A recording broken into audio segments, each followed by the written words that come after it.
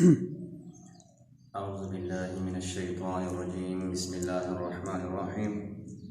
Dear students, आज हमारा जो टॉपिक है वो नबी करीम सल्लल्लाहु अलैहि वसल्लम के तर्ज़ तकल्लुम यानी आपका अंदाज़ गुफ्तगू कैसे हुआ करता था। ये ऐसा टॉपिक है जो बिल्कुल आजकल हमारे माशरे से रिलेटेड है, यानी हमें कैसे गुफ्तगू करनी है, हमें एक दूसरे से कैसे मुखातब होना है, हमें एक दूसरे के साथ कैसे हम कलाम होना है।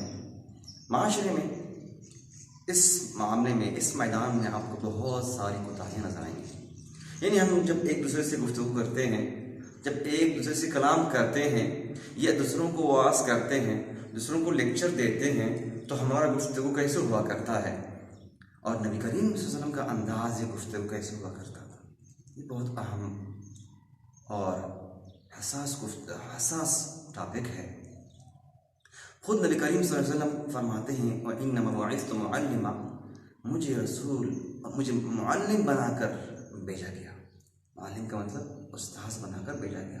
इन्होंने हमारी हर मैदान में हमारी तरबियत की है, हमारी रहनुमाई की है।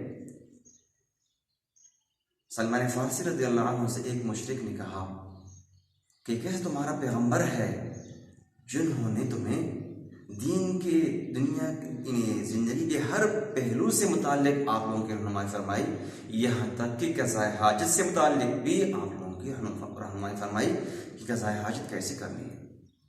तो मेरे मोहतरम तलबाए किराम, मैं आज इस हवाले से गुफ्तगू करना चाहता हूँ कि आप सल्लल्लाहु अलैहि वसल्लम का गुफ्तगू, आपका अंदाज़ कैसी हुआ करता था।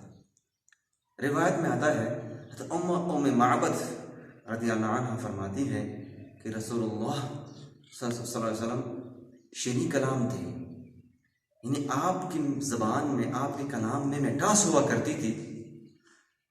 न ज़्यादा बोलते थे और न इतना कम बोलते थे कि बात समझ में ना आ जाए, यानी जामे और माने हुआ करती थी। इतना आप बोलते थे जितनी ज़रूरत हुआ करती थी और दूसरे समझ लेते थे, इतनी मिकदार तक आप इरशाद फरमाते थे। खुद हज़रत आयशा रज़ियल्लाहु अन्हा रिवायत करती हैं कि रसूलुल्लाह सल्लल्लाहु अलैहि वसल्लम तुम लोगों की तरह जल्दी जल्दी नहीं बोलते थे, बल्कि वो वक्फे से बोलते थे, यहाँ तक कि साथ में बैठे हुआ शख्स उसकी सब बातों को याद क्या कर लेते थे। यानी इतनी अंदाज हुआ करती थी बोलने की ताकि दूसरे भी उसको याद कर लें। इमाम गज़ाली रहमतुल्लाह अलैह रिवायत करते हैं कि रसूलुल्लाह सल्लल्लाहु अलैहि वसल्लम का गुफ्तगू कैसे हुआ करता था। फरमाते हैं कि रसूलुल्लाह सल्लल्लाहु अलैहि वसल्लम वक्फे से बोलते थे, इन बहुत ही आराम से अल्फाज निकालते थे, यहाँ तक कि मुखातब जो सामने बैठे हुए अशखास हुआ करते थे उनकी बात को ज़बानी याद कर लिया करते थे। एक और रिवायत में हज़रत अनस रज़ियल्लाहु अन्हु फरमाते हैं कि रसूलुल्लाह सल्लल्लाहु अलैहि वसल्लम एक बात को 3 मरतबा दोहराया करते थे। क्या मतलब? यानी जब किसी बात की, जब किसी कलाम की, जब किसी वाक़े की, किसी अमर की, किसी अल्लाह ताला की तरफ से कोई अमर या कोई आपको हुक्म हुआ करता था, तो उसकी वक़अत को, उसकी अहमियत को उजागर करने के लिए आप उस कलाम को, उस हुक्म को 3 मरतबा दोहराया करते थे। क्यों? ताकि ये बात दूसरों के जहन में, उनके जहनों में बैठ जाए, जहन नशीन हो जाए और दूसरे उस हुक्म की अहमियत की तरफ मुतवज्जे हो जाएं कि आप सल्लल्लाहु अलैहि वसल्लम ने ये हुक्म 3 मरतबा इरशाद फरमाया। और 3 मरतबा इरशाद फरमाना इस बात की दलील हुआ करती थी कि इस वाक़े को या इस हुक्म को या इस अमर को दूसरे अमरों की तरह, दूसरे हुक्मों की तरह आप हुक्म न समझें, बल्कि इसको ज़्यादा अहमियत देने की ज़रूरत है। नबी करीम सल्लल्लाहु अलैहि वसल्लम का गुफ्तगू और अंदाज बाज़ औक़ात ऐसे हुआ करता था कि आप खुद एक सवाल के अंदाज में मुख़ातबीन से इरशाद फरमाते थे ताकि वो उन ज़्यादा मुतवज्जे हो जाएं। मिसाल के तौर पर बाज़ औक़ात आप फरमाते थे, एक रिवायत में आता है आपने फरमाया, ए सहाबा किराम अतदरून मल मुफलिस, कि आप लोग जानते हैं कि मुफलिस शख्स कौन है। बाज़ रिवायत में आता है कि आपने फरमाया कि क्या मैं न बताऊं आप लोगों को कि गुनाह कबीरा कौन कौन से हैं। तो ये अंदाज जो हुआ करता था मुखातबीन को अपनी तरफ ज़्यादा मुतवज्जे करने के लिए, ताकि उनके जहन मेरी तरफ मुतवज्जे हो जाएं, तो आप इस तरह के अंदाज अपना लिया करते थे कि सहाबा किराम ज़्यादा मुतवज्जे हुआ करते थे। और वो जवाब में इरशाद फरमाते थे कि या रसूलल्लाह, क्यों नहीं, हम तो ऐसी बातों की तरफ मुंतज़िर होते हैं, हम तो आपके गुफ्तगू की तरफ इंतज़ार में होते हैं कि आप कब इस तरह के हमें कोई मालूमात देंगे, हमें कोई इंफॉर्मेशन देंगे अल्लाह के दीन के हवाले से। नबी करीम सल्लल्लाहु अलैहि वसल्लम का एक अंदाज ये भी था कि जब आप किसी सहाबी के अंदर कोई गलती देखते थे, कोई कोताही देख लिया करते थे, या कोई कमी आप महसूस करते थे, तो मजलिस के अंदर बैठे हुए तमाम सहाबा किराम के सामने ये इरशाद नहीं फरमाते थे कि ए फलां, आपने कल ये काम किया था, या आपके अंदर ये कमी है, या आपके अंदर ये वाला सिफात मौजूद नहीं है। नहीं, ये बिल्कुल मजलिस के आदाब के ख़िलाफ़ हैं और इंसान की इज़्ज़त और तकरीम के ख़िलाफ़ हैं। किसी इंसान की बेइज्जती हो जाए, उसकी इज्जत को आप ठेस पहुंचाएं दूसरे लोगों के सामने। बल्कि आपका अंदाज ये हुआ करता था कि लोगों को क्या हुआ, लोगों को क्या हुआ कि ऐसा ऐसा करते हैं, लोगों को क्या हुआ कि ऐसा ऐसा नहीं करते, ये ऐसा ऐसा रवैया इख्तियार करते हैं। तो जिसके अंदर कोताही हुआ करती थी, जिसके अंदर जिस सिफत की कमी हुआ करती थी, तो वो बंदा खुद समझ लेता था कि इशारा मेरे तरफ है।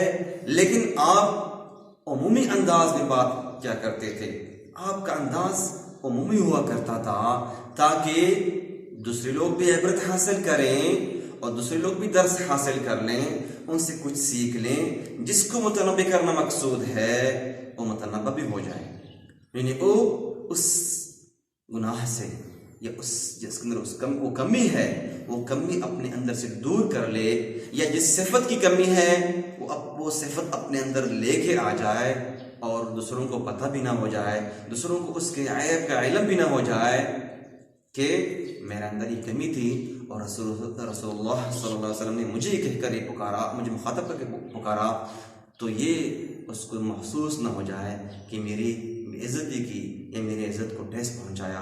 तो ये रसूल सल्लल्लाहु अलैहि वसल्लम का एक अंदाज हुआ करता था। खुद रसूल करीम सल्लल्लाहु अलैहि वसल्लम मुखातबीन को अपनी तरफ मुतवज्जे करने के लिए कभी दाएं देख लिया करते थे और कभी बाएं देख लिया करते थे, और कभी सामने कभी उधर। क्यों? ताकि मुखातबीन जो हैं, जो सामने बैठे हुए सहाबा किराम हैं, जो मेरे असहाब हैं, वो ये न समझे कि आप सिर्फ एक तरफ देख रहे हैं, नहीं बल्कि उधर देख रहे हैं, दाएं देख रहे हैं, बाएं देख रहे हैं, सामने देख रहे हैं, ताकि दूसरों को, ताकि पूरा का पूरा मजमा आपकी तरफ मुतवज्जी हो जाए। आपकी कलाम में एक नरमी और रिफ्क हुआ करती थी, यानी आप जब बोलते थे तो ऐसा लगता था जिस जबान से मोतियां आप निकाल रहे हैं, यानी आपकी मुंह मुबारक से मोतियां निकल रही हैं। आपका गुफ्तगू ऐसा नर्म हुआ करता था कि मुखातबीन कुछ लम्हा बात करने के बाद खुद आपके गर्विदा बन जाते थे। यानी आपकी गुफ्तगू में ऐसा नरमी, ऐसा मिठास, ऐसा शीरीन हुआ करती थी कि सुनने वाले खुद ही इस बात के कायल हो जाते थे कि ये किसी आम इंसान की गुफ्तगू नहीं है, बल्कि ये किसी पैगंबर, किसी एक आलम, एक अजीम इंसान, एक अजीम शख्सियत की गुफ्तगू है।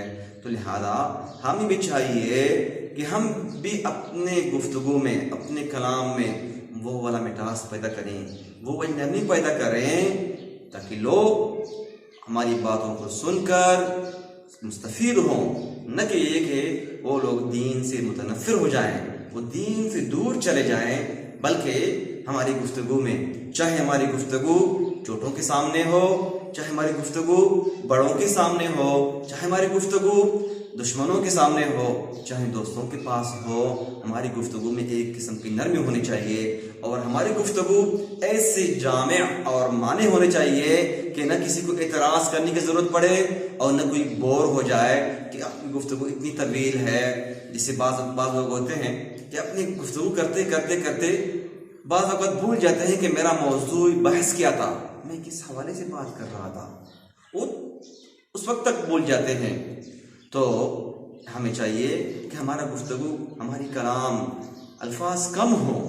जैसे रसूल सल्लल्लाहु अलैहि वसल्लम का जो गुफ्तगू के अंदाज था वो ये थी कि अल्फाज कम हुआ करते थे लेकिन मानी बहुत ज़्यादा हुआ करते थे। जवामिउल कलिम ये आपका खासा है कि लफ्ज़ थोड़े लेकिन माना इतना कि समंदर उसके अंदर आ जाए, समंदर जैसे माने से भरा हुआ कलाम हुआ करता था।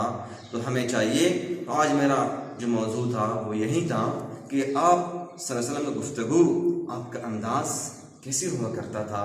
और हम अपने अंदर सोचें, हम जब दूसरों से मुखातब होते हैं, दूसरों से हम कलामी करते हैं तो हमारा अंदाज कैसा होता है और हम कैसे अपने आप को मुखातब करते हैं। तो लिहाजा हमें चाहिए कि हम दुनिया के अंदर 24 घंटे की ज़िंदगी में जहाँ कहीं भी रहें, जहाँ का भी हम किससे मुखातब हों, चाहे जिस मैदान में हो, कारोबारी मैदान में हो, घर के अंदर हो, मसाजिद के माहौल में हो, यूनिवर्सिटीज़ और कॉलेजेस में, अपनी क्लास के माहौल में हो, कैफेटेरियाज में हो, पार्कों में हो, खेलों के मैदानों में हो, हमारा गुफ्तगू, हमारा अंदाज वो वाला होना चाहिए जो मेरे आका नामदार सल्लल्लाहु अलैहि वसल्लम का है और उनका था। तो हमें भी चाहिए भाई दोस्तों, भाई और मेरे अजीज़ तलबाए कराम, कि हम अपने अंदाज़ गुफ्तगू को रसूलुल्लाह सल्लल्लाहु अलैहि वसल्लम के अंदाज़ गुफ्तगू की तरह बनाएं, उसकी तरह बनाने की कोशिश करें। अल्लाह मुझे और आप सबको इस जो हमने सुना इस पर अमल करने की तौफीक अता फ़रमाए और रसूलुल्लाह सल्लल्लाहु अलैहि वसल्लम की गुफ्तगू अपनाने की हमें तौफीक अता फ़रमाए। इंशाअल्लाह बाद वाली इंशाअल्लाह जो हमारे क्लास होगी उसमें हम आप सल्लम का दावत और तबलीग के मैदान में आपका उसलूब कैसे हुआ करता था, क्योंकि वहाँ आपका अंदाज़ गुफ्तगू अलग तरीके से हुआ करता था और आम ज़िंदगी के में थोड़ा सा फ़र्क हुआ करता था। तो हम इंशाअल्लाह उस दावत तबलीग के मैदान में आपका तर्ज़ तकल्लुम, आपका उसलूब बयान कैसे था, इंशाअल्लाह नेक्स्ट क्लास में, नेक्स्ट लेक्चर में हम इंशाअल्लाह उस पर हासिल बहस इंशाअल्लाह गुफ्तगू करेंगे और आप लोग इंशाअल्लाह मुस्तफ़ीज़ होंगे। अमा अलैना इल्लल बलागुल मुबीन।